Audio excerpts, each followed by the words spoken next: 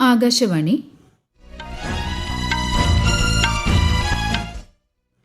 നമസ്കാരം.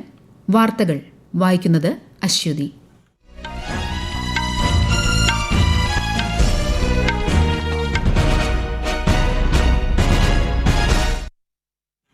പ്രധാന വാർത്തകൾ. കേരളം ഉൾപ്പെടെയുള്ള 4 സംസ്ഥാനങ്ങളിലും കേന്ദ്രഭരണ പ്രദേശമായ പുതുച്ചേരിയിലേക്കുമുള്ള നിയമസഭാ തെരഞ്ഞെടുപ്പ് തീയതികൾ പ്രഖ്യാപിച്ച് കേന്ദ്ര തെരഞ്ഞെടുപ്പ് കമ്മീഷൻ. പശ്ചിമബംഗാളിൽ 2 ഘട്ടമായ തെരഞ്ഞെടുപ്പ്. കേരളത്തിലും അസമിലും ഏപ്രിൽ 9-ന് വിധിയെഴുത്ത്.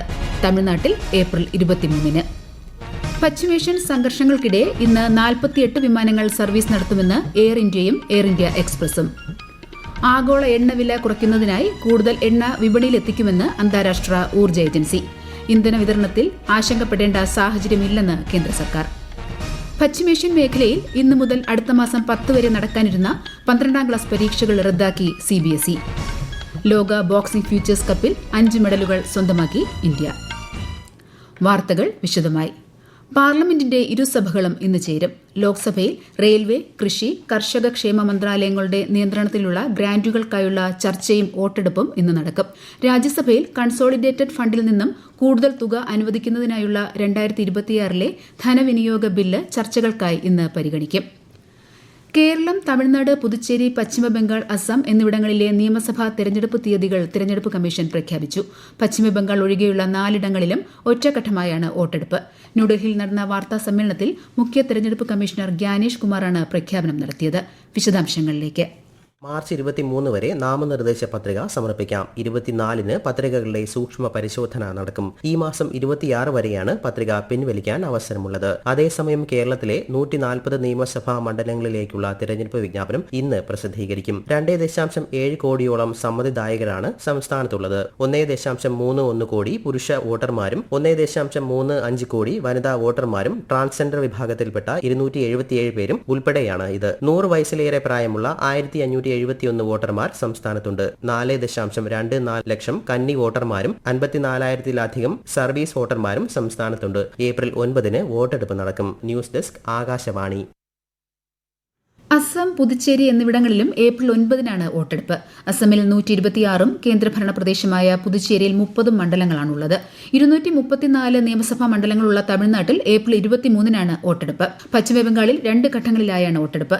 ഏപ്രിൽ 23, 29 എന്നീ തീയതികളിലാണ് ഇവിടെ പോളിംഗ്. ആദ്യഘട്ടത്തിൽ 152-ഉം രണ്ടാം ഘട്ടത്തിൽ 142 മണ്ഡലങ്ങൾ ജനവിധി എഴുതും. എല്ലായിടങ്ങളിലും മെയ് 4-നാണ് വോട്ടെണ്ണൽ. ഗോവ, ഗുജറാത്ത്, കർണാടക, മഹാരാഷ്ട്ര, ത്രിപുര, നാഗാലാന്റ് സംസ്ഥാനങ്ങളിലെ 8 നിയമസഭാ മണ്ഡലങ്ങളിലേക്കുള്ള ഉപതെരഞ്ഞെടുപ്പ് തീയതികളും കമ്മീഷൻ പ്രഖ്യാപിച്ചു. ഏപ്രിൽ 9, 23 തീയതികളിലാണ് ഇവിടങ്ങളിൽ വോട്ടെടുപ്പ്. നിയമസഭാ തെരഞ്ഞെടുപ്പിൽ ഓരോ പോളിംഗ് സ്റ്റേഷനിലും പരമാവധി 1200 വോട്ടർമാരാവും ഉണ്ടാകുകയെന്ന് തെരഞ്ഞെടുപ്പ് കമ്മീഷൻ വ്യക്തമാക്കി. കൂടുതൽ വിവരങ്ങളുമായി ആകാശവാണി ലേഖകൻ സ്മിതി M. പള്ളുരുത്തി.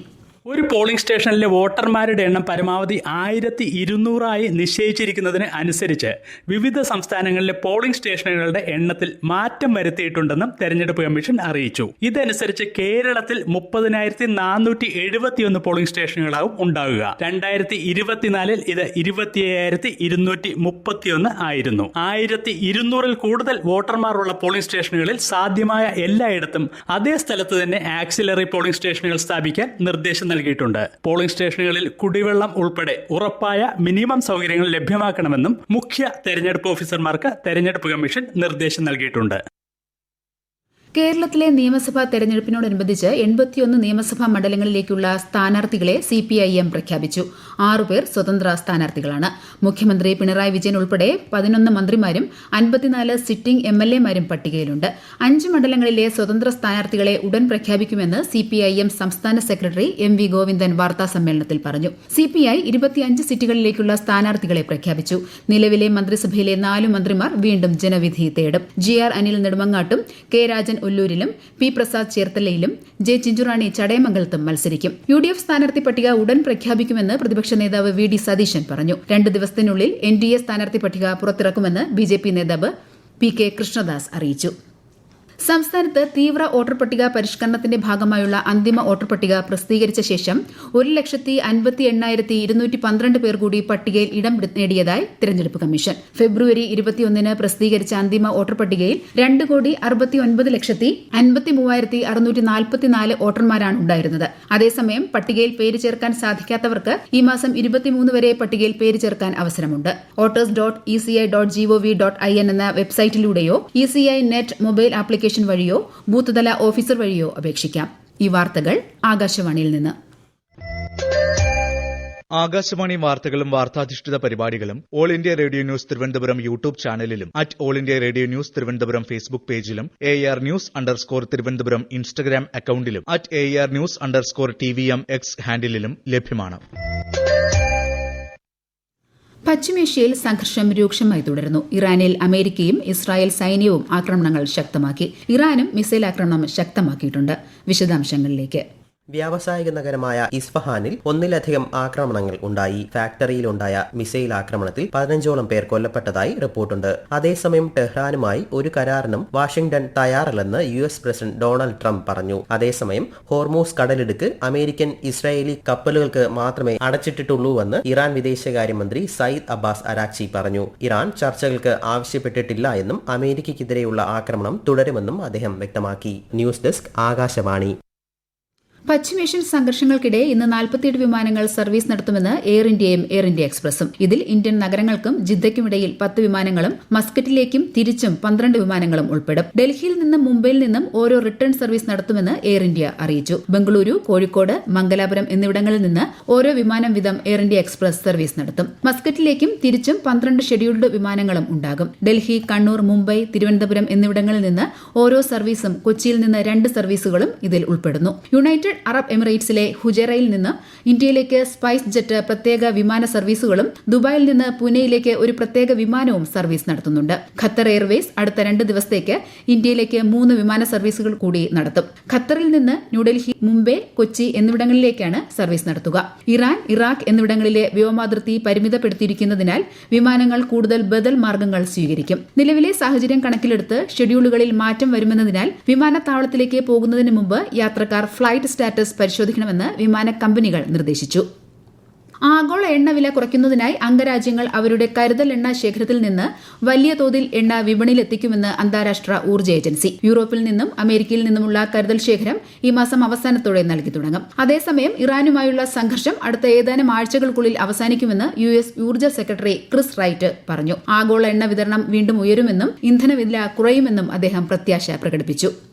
വാണിജ്യ LPG സിലിണ്ടറുകൾ എല്ലാ സംസ്ഥാനങ്ങളിലെയും ഉപഭോക്താക്കൾക്ക് ലഭ്യമെന്ന് പെട്രോളിയം പ്രകൃതിവാതക മന്ത്രാലയം. രാജ്യത്തുടനീളം ആവശ്യത്തിന് പെട്രോളും ഡീസലും ലഭ്യമായതിനാൽ പരിഭ്രമിക്കേണ്ട സാഹചര്യമില്ലെന്നും മന്ത്രാലയം അറിയിച്ചു. ശനിയാഴ്ച ഏകദേശം 77 ലക്ഷം LPG ബുക്കിംഗുകൾ രേഖപ്പെടുത്തിയതായും മന്ത്രാലയം പ്രസ്താവനയിൽ പറഞ്ഞു. പശ്ചിമേഷ്യൻ മേഖലയിൽ ഇന്ന് മുതൽ അടുത്ത മാസം 10 വരെ നടക്കാനിരുന്ന 12ാം ക്ലാസ് പരീക്ഷകൾ central board of secondary education റദ്ദാക്കി. നേരത്തെ മാറ്റിവെച്ച പരീക്ഷകളും റദ്ദാക്കുമെന്ന് CBSE അറിയിച്ചു.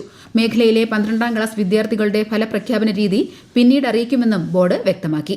ബാങ്കോക്കിൽ നടന്ന ലോക ബോക്സിംഗ് ഫ്യൂച്ചേഴ്സ് കപ്പിൽ 1 സ്വർണം, 3 വെള്ളി, 1 വെങ്കലം ഉൾപ്പെടെ 5 മെഡലുകൾ സ്വന്തമാക്കി ഇന്ത്യ. വനിതകളുടെ 51 കിലോഗ്രാം വിഭാഗത്തിൽ ചന്ദ്രിക പൂജാരിയാണ് സ്വർണം നേടിയത്. ഉസ്ബെക്കിസ്ഥാൻ താരത്തെ പരാജയപ്പെടുത്തിയാണ് ചന്ദ്രികയുടെ സ്വർണ്ണ നേട്ടം. 98ാമത് ഓസ്കാർ പുരസ്കാരങ്ങൾ പ്രഖ്യാപിക്കുന്നു. ലോസ് ഏഞ്ചൽസിലെ ഡോൾബി തിയേറ്ററിലാണ് ചടങ്ങ് നടക്കുന്നത്. വെപ്പൺസിലെ അഭിനയത്തിന് ആമി മാഡിഗൺ മികച്ച സഹനടിക്കുള്ള അവാർഡ് നേടി. വൺ ബാറ്റിൽ ആഫ്റ്റർ അനദർ എന്ന ചിത്രത്തിലെ പ്രകടനത്തിന് ഷോൺ പെൻ മികച്ച സഹനടനുള്ള പുരസ്കാരം നേടി. മികച്ച അനിമേറ്റഡ് ഫീച്ചറിനുള്ള ഓസ്കാർ K-pop ഡെമൺ ഹണ്ടേഴ്സിനും മികച്ച ആനിമേറ്റഡ് ഷോർട്ട് ഫിലിമിന് the girl who cried pearls അർഹമായി. പശ്ചിമേഷ്യയിൽ വർദ്ധിച്ചുവരുന്ന സംഘർഷങ്ങൾക്കിടയിൽ വേദിയിൽ കനത്ത സുരക്ഷയാണ് ഒരുക്കിയിട്ടുള്ളത്. പ്രധാന വാർത്തകൾ വീണ്ടും.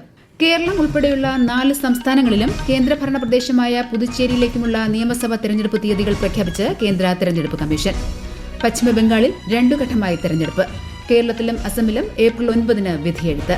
തമിഴ്നാട്ടിൽ ഏപ്രിൽ 23. പശ്ചിമേഷ്യൻ സംഘർഷങ്ങൾക്കിടെ ഇന്ന് 48 വിമാനങ്ങൾ സർവീസ് നടത്തുമെന്ന് എയർ ഇന്ത്യയും എയർ ഇന്ത്യ എക്സ്പ്രസും. ആഗോള എണ്ണവില കുറയ്ക്കുന്നതിനായി കൂടുതൽ എണ്ണ വിപണിയിലെത്തിക്കുമെന്ന് അന്താരാഷ്ട്ര ഊർജ്ജ ഏജൻസി. ഇന്ധന വിതരണത്തിൽ ആശങ്കപ്പെടേണ്ട സാഹചര്യമില്ലെന്ന് കേന്ദ്ര സർക്കാർ. പശ്ചിമേഷ്യൻ മേഖലയിൽ ഇന്ന് മുതൽ അടുത്ത മാസം 10 വരെ നടക്കാനിരുന്ന 12ാം ക്ലാസ് പരീക്ഷകൾ റദ്ദാക്കി CBSE. ലോക ബോക്സിംഗ് ഫ്യൂച്ചേഴ്സ് കപ്പിൽ 5 മെഡലുകൾ സ്വന്തമാക്കി ഇന്ത്യ. വാർത്തകൾ കഴിഞ്ഞു. തിരുവനന്തപുരം നിലയത്തിൽ നിന്നുള്ള അടുത്ത വാർത്താ പ്രക്ഷേപണം 11 മണിക്ക്.